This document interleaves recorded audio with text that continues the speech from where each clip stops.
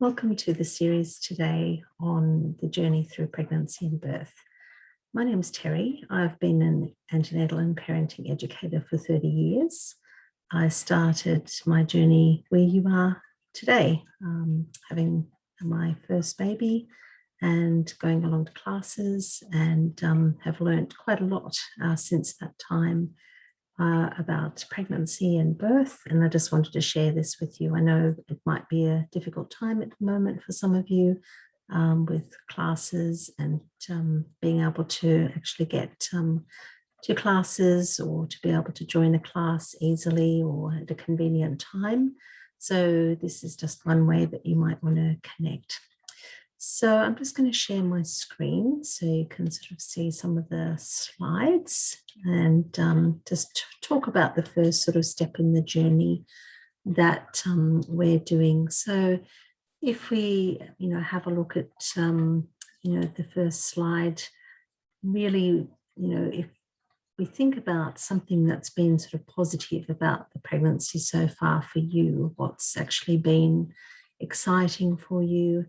And often parents have different things to say here, and it can be different for each person. So, some people really enjoy the baby moving, for example. Other people feel very excited that there's a new life being created. So it's something that's very individual for each person. And if you have someone that's sharing this journey with you, you might also want to sort of think about how's it been for each of you, and just take some time to think about that and pause for a minute. You might also want to think about something that's been a bit more challenging. So I know, again, sometimes with the current COVID times, people might sort of talk about the fact that, they can't see as much of their family as they'd like, or they might not be able to get as much support as they'd like. So there can be different challenges, again, for different people. And another thing that is often good to do is to actually think about finishing this sentence. So life after the baby is born will be. So how would you finish that sentence?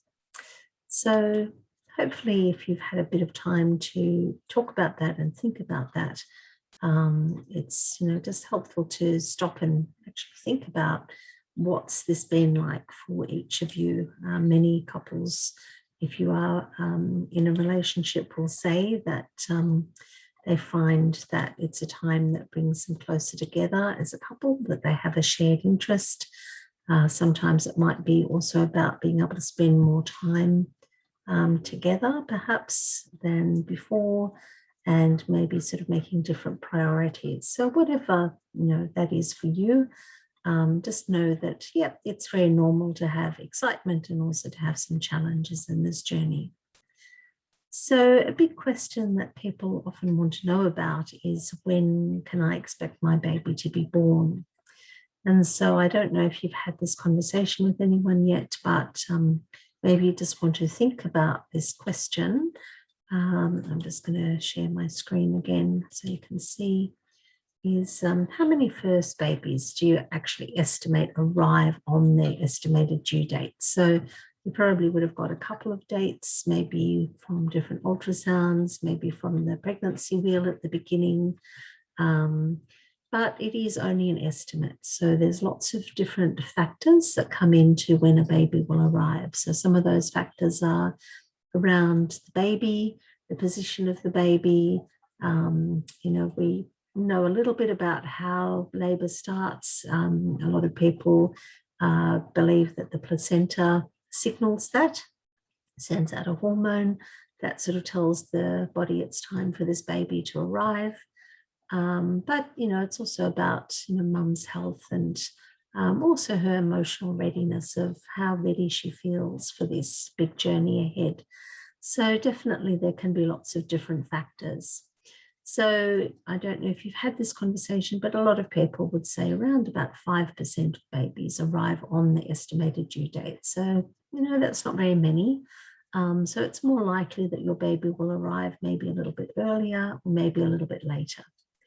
So if you think about first babies in particular, if you want to sort of think about how many might arrive up to about 10 days after that estimated due date. Again, you might want to have a quick guess. Maybe you have talked about this already. But usually I'll just give you the first hint, it's over 50%. It's very normal for first babies to need a little bit longer for mum's body to prepare to get everything ready. So the sort of figure is usually around about sort of 65 to 70%. So, if you go past your due date, you're kind of in the majority, and as long as you and baby are well, there's nothing to worry about here. Your body is just taking a little bit of time just to get everything ready. So it is very, very common that, babies may come after that due date. So just be a little bit prepared for that. And in terms of first babies that might arrive before their due date, well, that leaves us with about sort of 30% or so that may arrive before their due date. So it just, depends. Again, some babies are just in a bit of a hurry to arrive. So, it's important to sort of try and be ready early if you can. That's one of the key things. So I guess one of the things is that babies will basically be doing similar things if they're ready to be born. So it's only a very small number of babies that are what we call premature that will come before sort of 37, 38 weeks. And, your hospital will probably have a special newborn care section that babies that come a little bit early that need special help will be able to go there and get that help.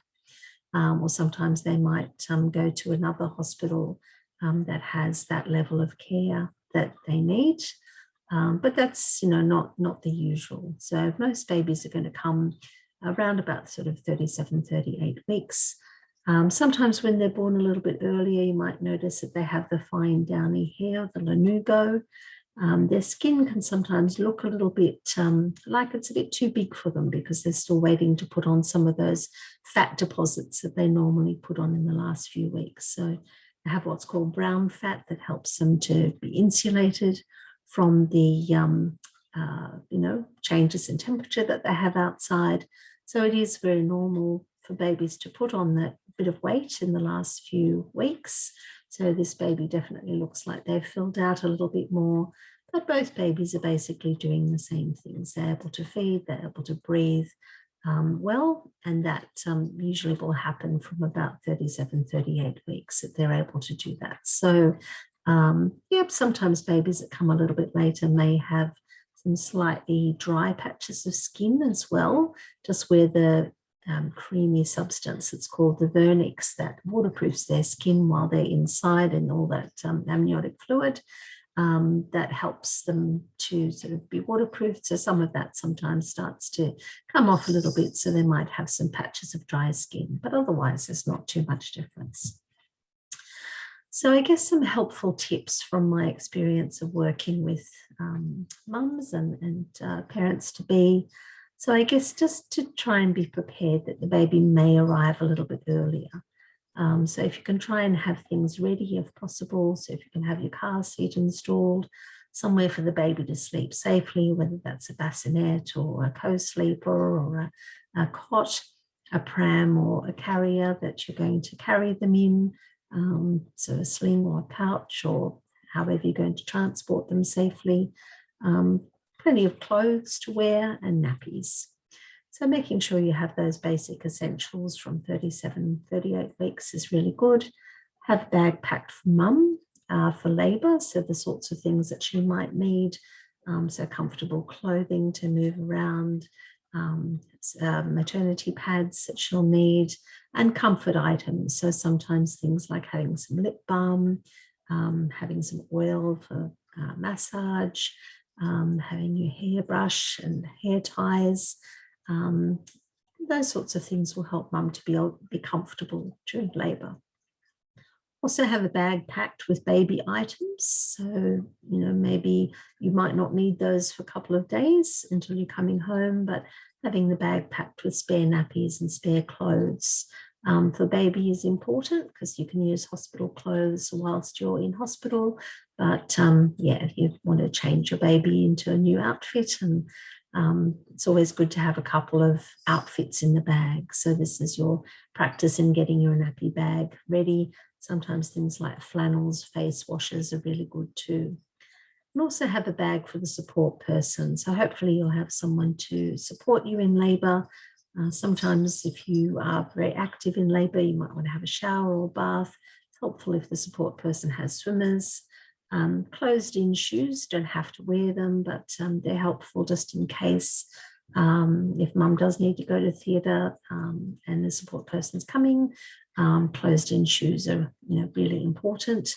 And also just some easy and quick food and drink for the support person for energy is also really important there. So if you are one of those people that's either on or past the due date, I guess some of the important things is just be patient, and especially remember if it's the first baby, if baby and mum are healthy and well, it's okay for your body to take a little bit longer to get ready. So ideally keep your mind busy and get enough rest. So labour will usually start when you're feeling happy and relaxed. If you're supporting mum, just remind her, the baby will be arriving soon. Find some nice distractions. So have a nice meal, go for a walk if mum feels up to it. Definitely talk to your midwife, your doctor, if you have any worries or questions. And let family and friends know that you are fine and it's more of a due month than a due date. So that just takes some of the pressure off you. So it might sometimes happen that your midwife or your doctor is wanting to help you to go into labour. And so it's helpful to have a support person with you. So if they can't be there in person, maybe even have them on the phone, just to help you to hear what the doctor or the midwife is saying and also help you to ask questions. So you might want to ask, why are they thinking that the baby needs to come now rather than wait? So it's always good to understand the why. You might want to ask what ways they're thinking that they would help you to go into labour. You might want to ask what are some of the benefits and challenges of helping you to go into labour this way. And it might also be helpful if you need a little bit of time to think and talk to your support person. Just let the doctor or midwife know that you'll call them later once you've had a chance to think about it, have a discussion with your support person, had a chance to think about any further questions or more information, so that you feel like you're getting plenty of time to think about this. So in summary, just remember that many women will be physically ready to go into labour. Your body will do the things that it needs to do. Your baby will helpfully get into the right position. In many cases, you will be ready to go into labour. Definitely, if you're worried about anything, talk to your support person, talk to your midwife or your doctor. So if you're physically ready, but sometimes if you're a bit worried, sometimes that can just get in the way of being able to start labour. So talking about those worries is really important. And just remember, many women will go into labour when they relax and they just accept that this is time for their baby to be born. So even before they're due to go in for some sort of assistance, many women will actually start into labour themselves. So I hope you found this helpful, and I'm going to stop this section now, and the next section that we're going to be looking into will be the sorts of changes that you'll be noticing mum's body going through in the weeks leading up to labour. So I look forward to the next session. Thank you. Bye.